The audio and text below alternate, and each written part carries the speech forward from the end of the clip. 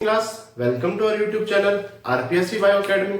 हम जो चैप्टर पढ़ रहे थे वो पढ़ रहे थे प्लांट टैक्सोनॉमी, और प्लांट टैक्सोनॉमी में हम बात करते हैं फंजाई की बात।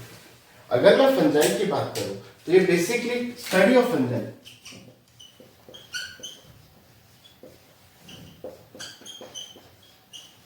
फंजाई की स्टडी क्या कहलाती है? माइकोलॉजी। माइकोलॉजी कहलाती है।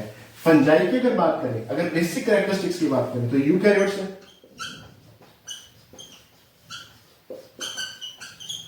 कैसा है? हेटेरोट्रॉफिक है।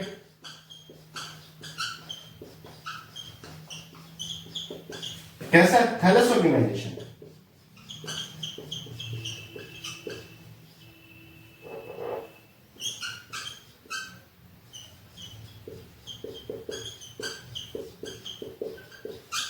स्पोर फॉर्मिंग नेचर की होती है।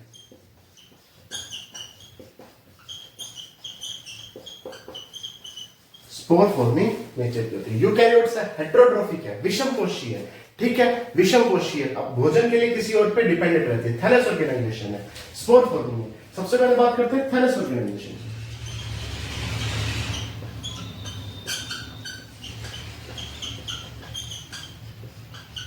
थैलस ऑर्गेनाइजेशन की, थैलस ऑर्गेनाइजेशन का मतलब होता है कि इनकी जो बॉडी होती है वो रूट, शूट या रूट शूट में डिवाइड नहीं होती। हम विभेद नहीं कर सकते, डिफरेंशिएट नहीं होती, यानी उसमें रूट और शूट में डिफरेंशिएट नहीं कर पा सकते। ठीक, डिफरेंशिएट नहीं कर सकते तो थैलस ऑर्गेनाइजेशन होता है। कैसा ऑर्गेनाइजेशन है? थैलस ऑर्गेनाइजेशन, यानी हम रूट और शूट में डिवाइड नहीं कर सकते। वैसे ये बेसिकली फंजाई जो है मोस्ट सोइल में पाई मोस्ट सोइल में पाई जाएगी, ह्यूमस में पाई जाएगी, मोस्ट सोइल में पाई जाएगी, ह्यूमस में पाई जाएगी, लेदर में पाई जाएगी, लेदर में पाई जाएगी, चमड़े में पाई जाएगी, मोस्ट सोइल में पाई जाएगी, नम मृदा में पाई जाएगी, ह्यूमस में पाई जाएगी, और किसमें पाई जाएगी? पिकल्स पे पाई जाएगी। पिकल्स पे, अचार पे पाई जाएगी। अगर फंजाई की आगे बात करें तो इसका अगर मैं बॉडी ऑर्गेनाइजेशन देखूं, ठीक है, तो इसमें थ्रेड्स लाइक स्ट्रक्चर होती है। थ्रेड्स, धागे नुमा संरचनाएं होती है, जिन्हें हाइफी कहते हैं।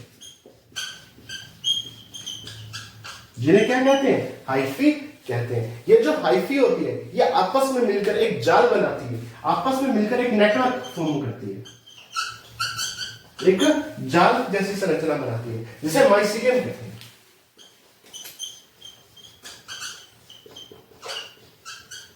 माइसीलियम कहते हैं, जिसे माइसीलियम कहते हैं। कवक जाल कहते हैं। क्या कहते हैं? कवक जाल कहते हैं। जैसे ये हाइफी है, ये और हाइफी है। इस हाइफी पे सेप्टा प्रेजेंट भी हो सकते हैं, एब्सेंट भी हो सकते हैं। जैसे ये एसेप्टेड है, ये यहां पे सेप्टा पाए जाते हैं, देखिए इस तरह से। ये सेप्टेट है, कैसी है? सेप्टेट है। इसमें भी न्यूक्लियस पाए जाएंगे, इस पे भी न्यूक्लियस पाए जाएंगे। यहां पे ये कैसी स्ट्रक्चर होंगी? Multi nuclear structure.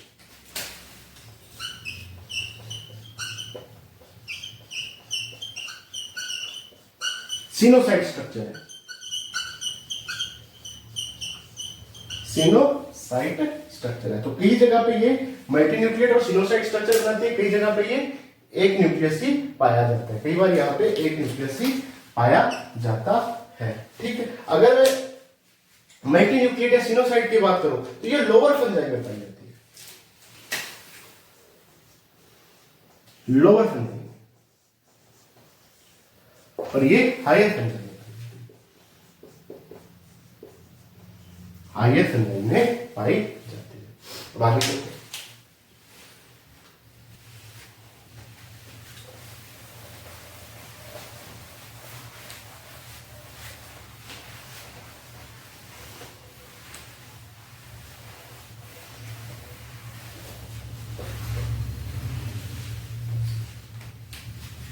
अगर हम आगे बात करें, इसकी सबसे पहले सेल वॉल देखते हैं, काइटिन की बनी होती है। किसकी बनी होती है? काइटिन की बनी होती है। सेल वॉल किसकी बनी होती है? काइटिन की बनी होती है, जो कि एन एसिटिल ग्लूकोसामिन का पूरक है। ग्लूकोसामिन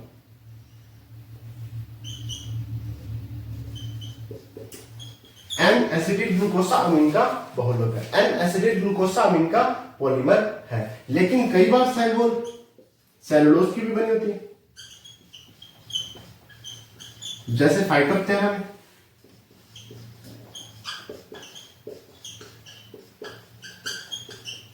फाइटोप्टेरा में किसकी बनी होती है? सेलुलोज की, काइटिन की भी बनी हुई होती है। सेल मेम्ब्रेन भी प्रेजेंट होती है,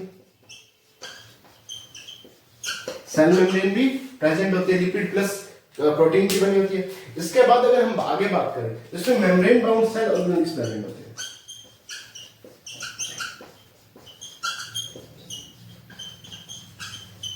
सेल ऑर्गेनेल्स प्रेजेंट होते हैं।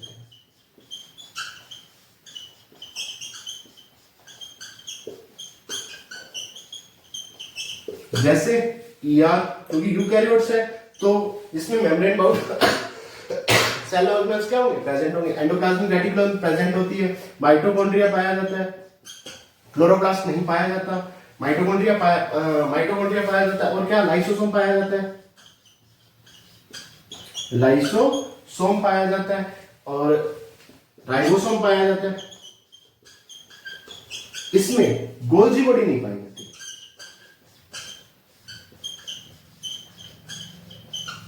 गोल्जी बॉडी नहीं पाई जाती, गोल्जी बॉडी नहीं पाई जाती। क्लोरोफिल नहीं पाया जाता, क्लोरोप्लास्ट या क्लोरोप्लास्ट एब्सेंट होता है, क्लोरोप्लास्ट एब्सेंट होता है। इसे एक क्लोरोफिलस भी कहते हैं।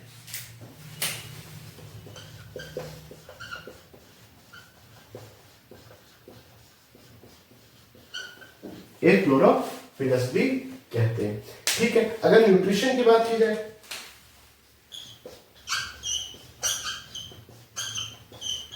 पैरासाइट के रूप में सेप्टोट्रोफिक,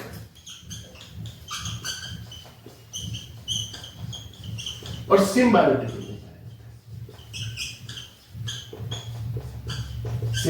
रूप में न्यूट्रिशन को डिटेल में देखते हैं, न्यूट्रिशन को डिटेल में देखते हैं। तो सेल वॉल किसकी? काइटिन की, एन एसिटिल ग्लूकोसामिन की पॉलीमर की बनी होती है, सेलुलोज की भी बनी होती है, फाइटोप्टेरा में। सेल मेम्ब्रेन प्रेजेंट होती है, लिपिड प्लस प्रोटीन की, लिपिड प्लस प्रोटीन की। Membrane bound cell organelles present होते हैं, जैसे endoplasm, reticulum, mitochondria, lysosome, ribosome. Golgi body absent होती है, या क्लोरोप्लास्ट एब्सेंट होता है, इसे एक क्लोरोफिलस भी कहते हैं। न्यूट्रिशन पैरासाइट के रूप में, सेप्टोट्रोफिक रूप में, या सिम्बायोटिक रूप में ग्रहण करता है। न्यूट्रिशन को देखते हैं।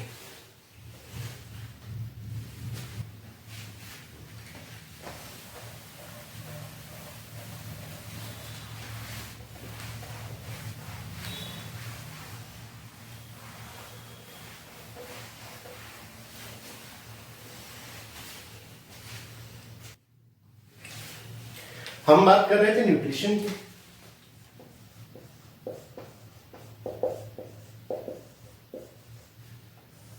न्यूट्रिशन की बात कर रहे थे, हमने देखा था न्यूट्रिशन 3 तरह का है। एक पैरासिटिक,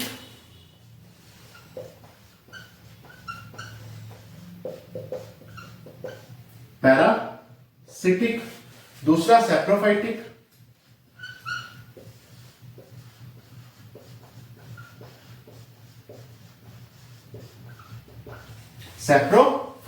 पैरासिटिक, तीसरा सिम्बायोटिक।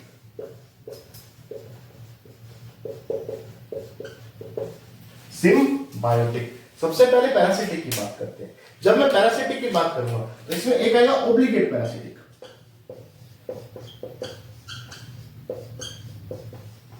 ओब्लिगेट पैरासिटिक यानी अविकल्पी परजीवी, ऐसे जीव जिनके पास कोई विकल्प नहीं है, वो पैरासाइट के रूप में ही अपना कंप्लीट जीवन निर्वहन करेंगे, जैसे स्क्लेरोस्पोरा। स्क्लेरोस्पोरा क्या है? वो केवल पैरासाइट के रूप में ही रहेगा, केवल पैरासाइट रूप में ही रहेगा, लेकिन फैकल्टेटिव भी पाए जा सकते हैं। फैकल्टेटिव सेप्रोट्रॉफिक के रूप में पाए जा सकते हैं।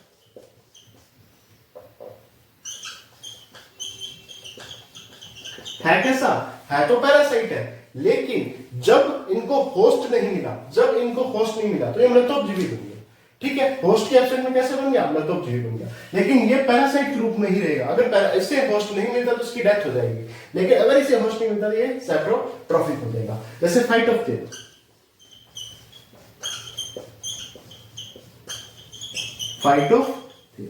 ठीक है, ये आगे पैरासाइट। अगर मैं बात करूं सेप्रोफाइटिक की, इसमें भी दो है, ओब्लिगेट सेप्रोफाइटिक,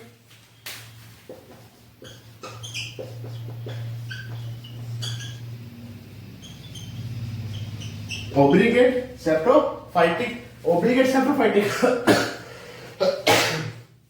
ओब्लिगेट सेप्रोफाइटिक का एग्जांपल क्या है? म्यूकर, राइजोपस, म्यूकर हो गया, राइजोपस हो गया। क्या फैकल्टेटिव सेप्रोट्रॉफिक भी, फैकल्टेटिव पैरासाइट भी हो सकते हैं, पैरासाइट भी हो सकते हैं। यानी है कैसे? सेप्रोट्रॉफिक है, सड़े गले मृत पदार्थों से अपना भोजन लेते हैं। लेकिन अगर सड़े गले मृत पदार्थ नहीं है तो पैरासाइट रूप में भी रहकर ये जीवन निर्वहन कर सकते हैं। अस्टिलैंगो सिम्बायोटिक रूप में भी रह सकते हैं, जैसे लाइकेन होगी, लाइकेन होती क्या है? एल्गी प्लस फंजाई का योग। एल्गी और फंजाई आपस में मिलकर क्या बनाते हैं? लाइकेन बनाते हैं। ठीक है, एल्गी उन्हें फोटोसिंथेसिस द्वारा क्या न्यूट्रिशन देती है, और फंजाई उन्हें जगह देते हैं जिस जगह पे एल्गी रह सकती है। ठीक है, और माइक्रोराइजा हो गया,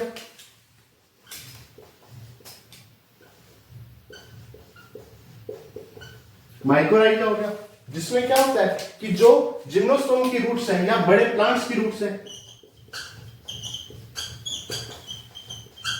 प्लांट की रूट्स में क्या पाए जाते हैं? फंजाई पाए जाते हैं। प्लांट्स की रूट्स में क्या पाए जाते हैं? फंजाई पाए जाते हैं। ठीक है, और यहाँ पे क्या करते हैं? नाइट्रोजन का फिक्सेशन करते हैं। माइक्रोराइजा हो गया और लाइकेन हो गई, ये किस रूप में पाए जाते हैं? सिम्बायोटिक रूप में पाए जाते हैं। ठीक है, देखिए अगर ये पैरासाइट रूप में पाए जाएंगे तो इसमें कुछ एडेप्टेशन पाई जाएंगी, जैसे होस्टेरिया पाया जाएगा, होस्टोरिया पाया जाएगा, चुष्कांग पाए जाएंगे, होस्टोरिया या चुष्कांग उपस्थित होंगे, होस्टोरिया या चुष्कांग उपस्थित होंगे। ठीक है, अगर मैं इनके स्टोरेज फूड की बात करूं, इसमें कौन कौन सा फूड स्टोरेज के रूप में है? स्टोरेज फूड की बात करूं तो ग्लाइकोजन और फैट,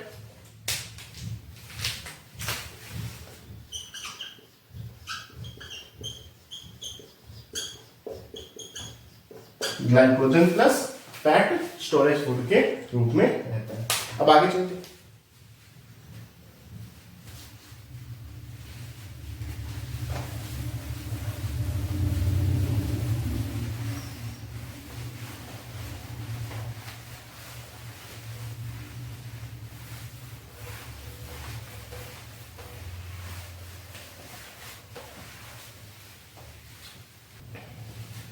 अगर हम बात करें इसकी रिप्रोडक्शन की,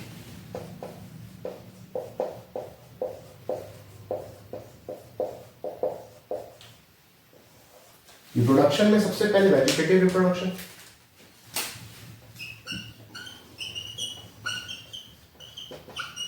वेजिटेटिव या काइक रिप्रोडक्शन, ये 3 तरह का है, जैसे बाइनरी फिजन,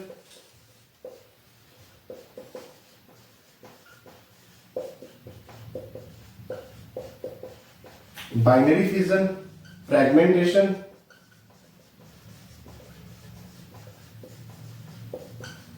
बडिंग।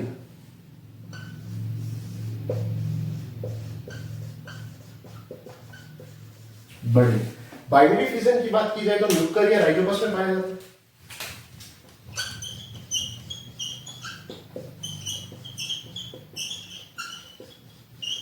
म्यूकर और राइजोपस में पाया जाता है। फ्रैगमेंटेशन यीस्ट में पाया जाता है, और बडिंग भी यीस्ट में पाई जाती है। ईस्ट में पाई जाती है। वेजिटेटिव रिप्रोडक्शन के बाद बात करें एसेक्सुअल रिप्रोडक्शन।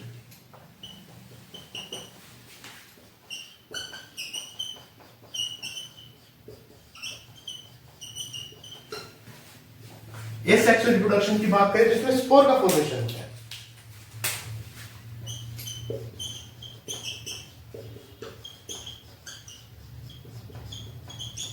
स्पोर का फॉर्मेशन होता है, जैसे जूस्पोर।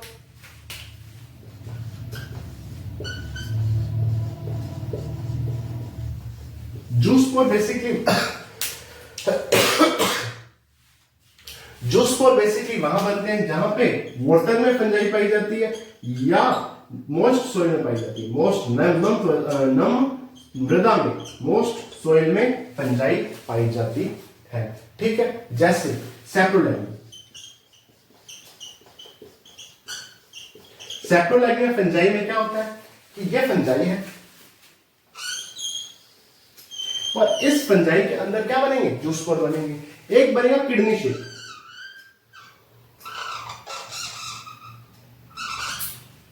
किडनी के आकार का,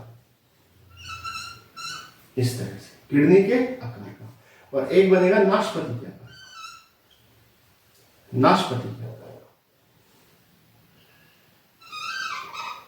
नाशपाती के आकार का। एक किडनी शेप और एक नाशपाती शेप, दो तरह के फंजाई बनेंगे और दोनों में क्या पाई जाएगी, फ्लैजिला पाई जाएगी।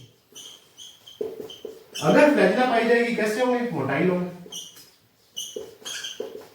ठीक है, दो तरह के स्पोर्स बनना, किसी एक फंजाई में दो तरह के स्पोर्स बनना, डिप्लो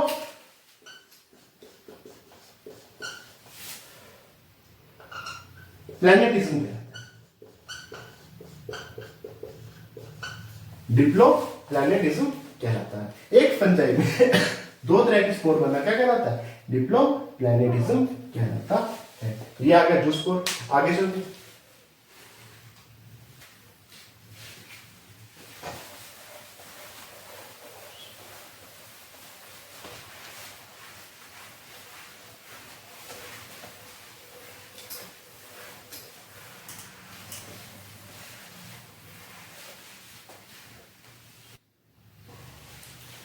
जूस्पोर के बाद अगले हैं स्पोरेंजियोस्पोर।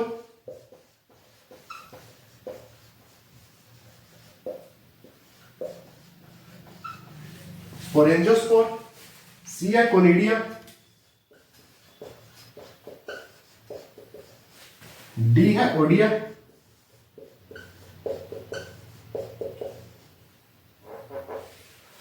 ओइडिया, और ई है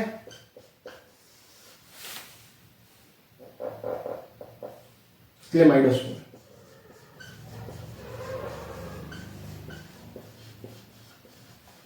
क्लेमाइडोस्पोर, ठीक है। स्पोरेंजियोस्पोर, कोनिडिया, ओइडिया और क्लेमाइडोस्पोर। पहले बात करते हैं स्पोरेंजियोस्पोर की। ये कब बनते हैं, फेवरेबल कंडीशन में।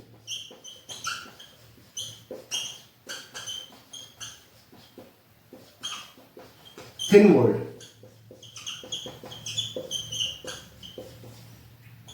Exogenous, endogenously, endogenously favourable condition में बनते हैं, थिन वॉल्ड होते हैं। कैसे होते हैं, एंडोजीनसली होते हैं। स्पोरेंजियम में बनते हैं, स्पोरेंजियम में बनते हैं। अगर मैं इसके एग्जांपल की बात करूं तो म्यूकर आ जाएगा, म्यूकर आ जाएगा। अगर बात करें कोनिडिया की तो कोनिडिया भी कैसे है, थिन वॉल्ड।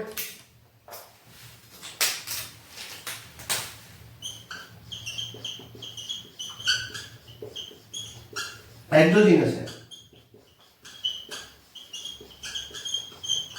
कैसे है, एक्सोजीनस है। बाहर कोनिडिया फोर पे बनते हैं, कोनिडियो फोर के ऊपर बनते हैं, जैसे एस्परजिलस।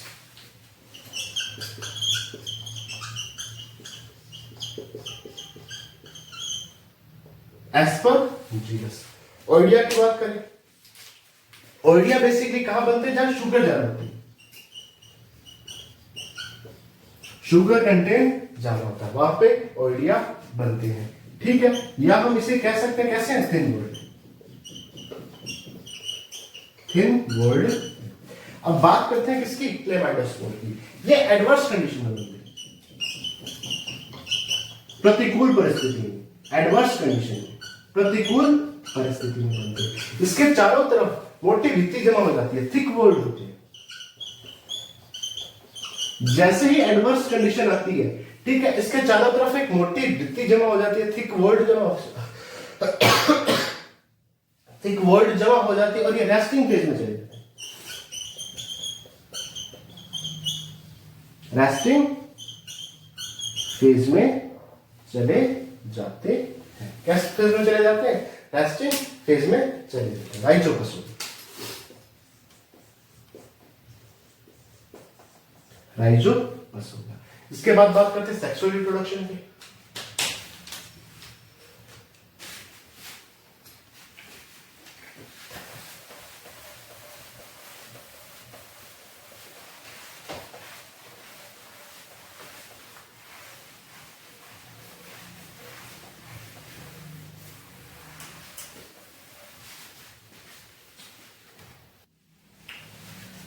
अब हम बात करते हैं किसकी, सेक्सुअल रिप्रोडक्शन।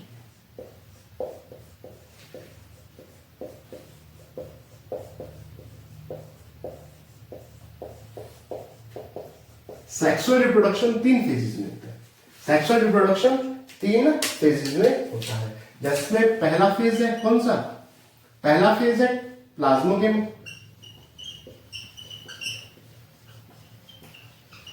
प्लाज्मोगेमी। दूसरा फेज है कैरियोगेमी,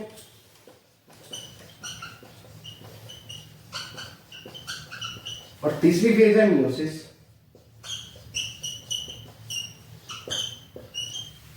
मियोसिस या अर्धसूत्री विभाजन। अगर मैं प्लाज्मोगेमी की बात करूं, मान लीजिए कोशिका है और सबसे पहले क्या, साइटोप्लाज्म आपस में जुड़ जाएगा। प्लाज्मोगेमी का मतलब क्या है, साइटोप्लाज्म आपस में जुड़ जाएगा, साइटोप्लाज्म आपस में जुड़ जाएगा, लेकिन न्यूक्लियस नहीं जुड़ेंगे। ये न्यूक्लियस इसका है, ये न्यूक्लियस इसका है, ये भी ये भी एगोनिक एन है, ये भी हैप्लॉइड एगोनिक एन है। ठीक है, यहां पे एक अवस्था बन गई, डाइकैरियोन अवस्था।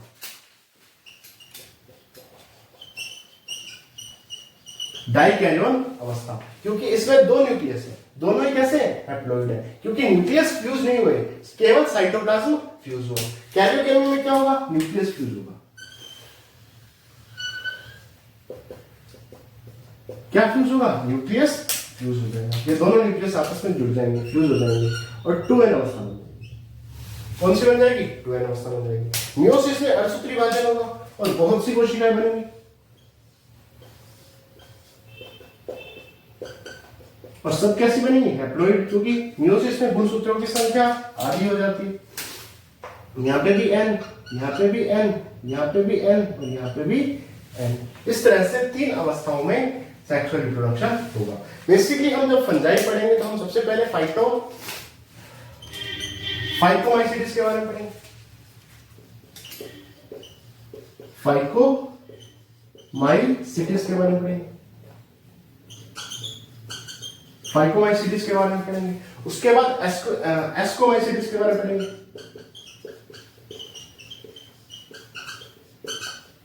उसके बाद बेसिडियोमाइसीट्स के बारे में पढ़ेंगे,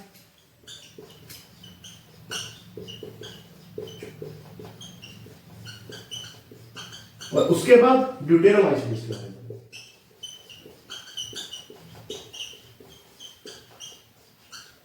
ड्यूटेरोमाइसीट्स के बारे में पढ़ेंगे। जैसे जैसे हम फाइकोमाइसीट्स से ड्यूटेरोमाइसीट्स की तरफ आएंगे, फाइकोमाइसीट्स से ड्यूटेरोमाइसीट्स के बारे में आएंगे, तो सेक्सुअल रिप्रोडक्शन का ह्रास होगा, सेक्सुअल रिप्रोडक्शन का डिग्रेडेशन होगा।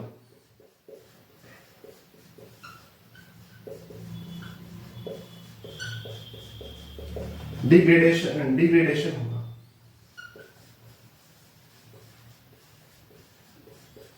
ह्रास होगा। क्या होगा, ह्रास होगा। सबसे बढ़िया प्रकार का सेक्सुअल रिप्रोडक्शन फाइकोमाइसीट्स में देखने को मिलेगा, जबकि ड्यूटेरोमाइसीट्स में सेक्सुअल रिप्रोडक्शन एब्सेंट होता है। सेक्सुअल रिप्रोडक्शन पाया नहीं जाता, तो क्या होगा? डिग्रेडेशन होगा, डिग्रेडेशन होगा यानी ह्रास होगा। सबसे अच्छा फाइकोमाइसीटीज में, फिर एस्कोमाइसीटीज में, बेसिडोमाइसीटीज में, ड्यूटेरोमाइसीटीज में सेक्सुअल रिप्रोडक्शन एब्सेंट होगा। अब सेक्सुअल रिप्रोडक्शन के टाइप्स देखते हैं।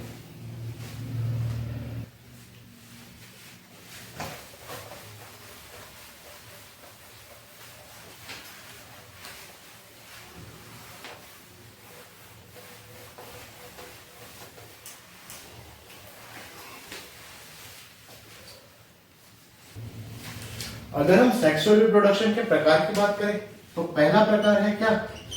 प्लेनोगैमेटिक कोपुलेशन, गैमेटिक कोपुलेशन।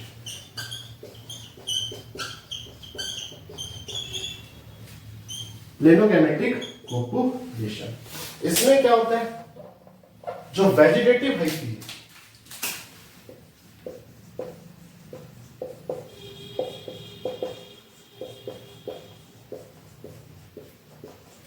ठीक है, ये गैमेटेंजियम बनाती है।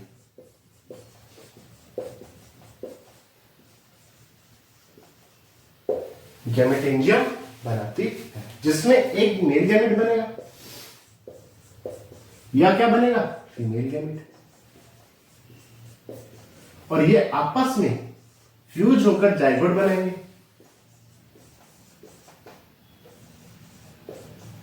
जाइगोट होकर कि फ्यूज होकर क्या बनाएंगे? जाइगोट बनाएंगे, जहां से मियोस्पोर बनेगा।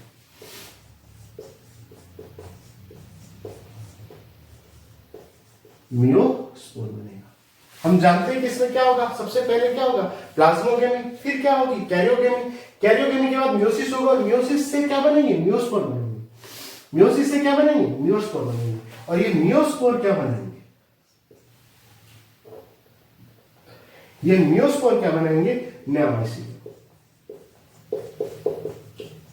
बेसिकली प्लेनोगैमेटिक कोपुलेशन हो क्या है? गैमीट्स के द्वारा कोपुलेशन, गैमीट्स के द्वारा कोपुलेशन हो रहा है। इसमें एक मेल गैमेट बन रहा है, एक फीमेल गैमेट बन रहा है, जो कि मोटाइल होंगे। कैसे होंगे? मोटाइल होंगे। ये देखिए, अगर गैमीट्स बन रहे हैं तो ये कैसे हो सकता है? आइसोगेमी भी हो सकती है, एनाइसोगेमी भी हो सकती है, ऊगेमी भी हो सकती है। आइसोगेमी भी हो सकती है, एनाइसोगेमी भी हो सकती है, और ऊगेमी भी हो सकती है। जैसे ये मेल गैमेट का काम करेगा, ये मेल गैमेट का काम करेगा, और ये फीमेल गैमेट का काम करेगी। ठीक है, एग्जाम्पल की बात की जाए तो सिनकाइट्रियम, फाइटोप्टेरा,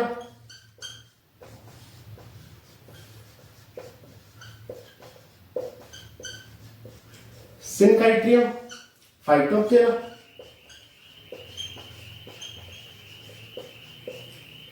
फाइटोप्टेरा, ये आ गया प्लेनोगैमेटिक कोपुलेशन। आगे चलते हैं।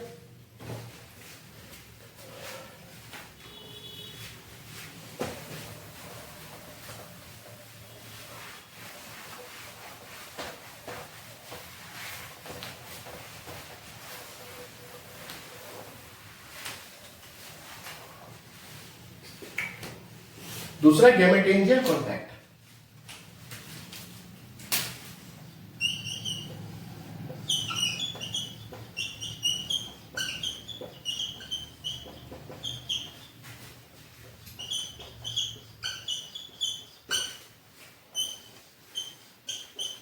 जैसे ये क्या है? फंगल हाइफी है,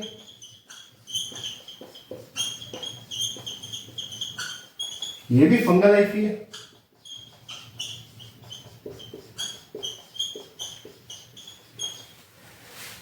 ये एंथीडियम बनाएगी,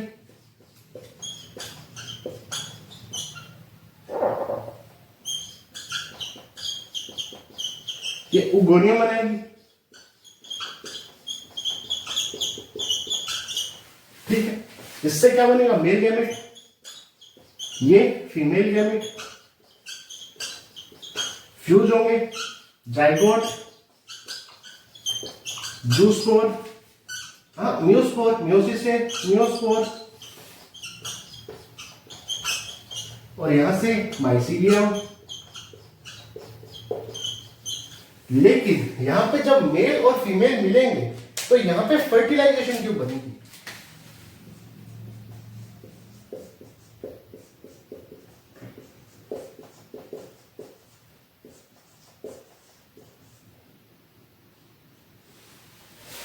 फर्टिलाइजेशन ट्यूब बनेगी, फर्टिलाइजेशन ट्यूब बनेगी।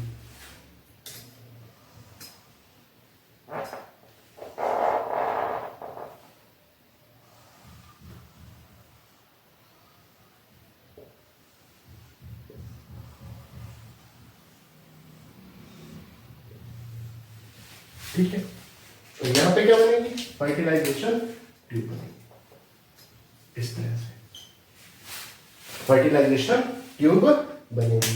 ये कहां पाया जाएगा? फाइकोमाइसीट्स। एग्जांपल,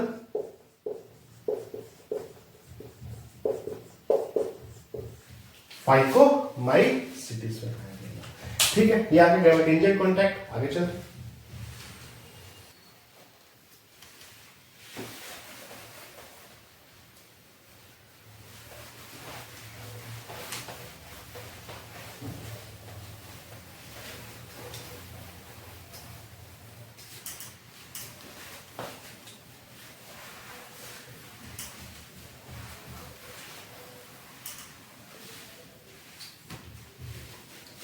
तीसरा है गैमेटेंजियल कोपुलेशन।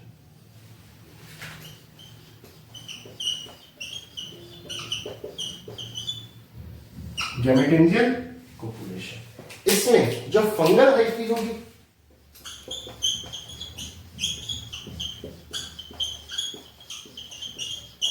वो दूसरी फंगल हाइफी से, एक तो फंगल हाइफी एंथीडियम बना देगी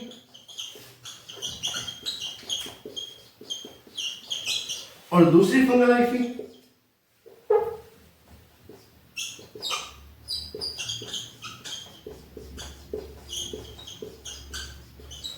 क्या बना देगी? उगोनियम। उगोनियम बना देगी। और ये फर्टिलाइजेशन ट्यूब से नहीं जुड़ेंगे बल्कि ये आपस में जुड़कर एक कॉमन वॉल द्वारा जुड़ेंगे, कॉमन वॉल द्वारा, एक उभयनिष्ठ रीति द्वारा।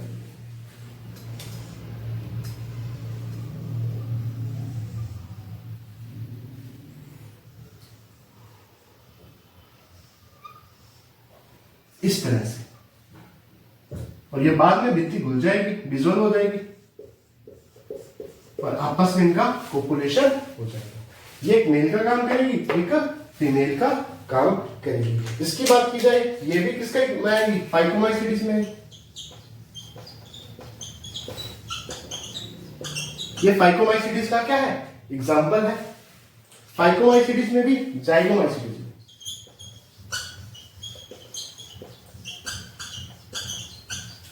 जाइगोमाइसीट्स में क्या है? गैमेटेंजियल कोपुलेशन। अब आगे चलते हैं।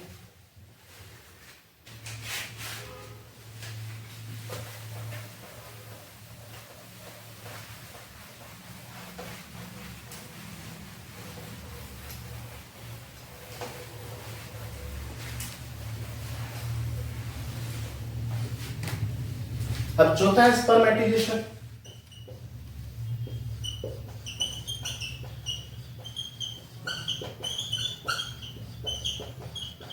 स्पर्मेटाइजेशन में क्या होगा?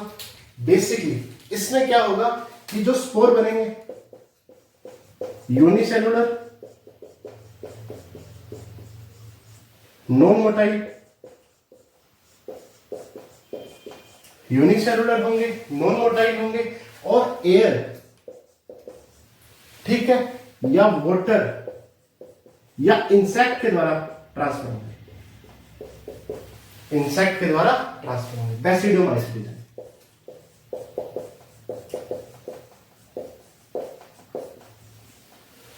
ठीक है, एक आएगी सोमेटोगेन।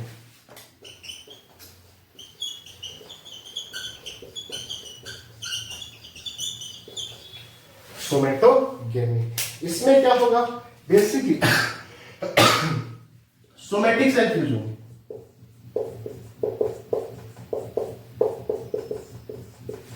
गैमेट्स ही नहीं बनेंगे, गैमेट्स नहीं बनेंगे। सोमैटिक सेल क्या होगी? फ्यूज होगी। एस्कोमाइसिटिस,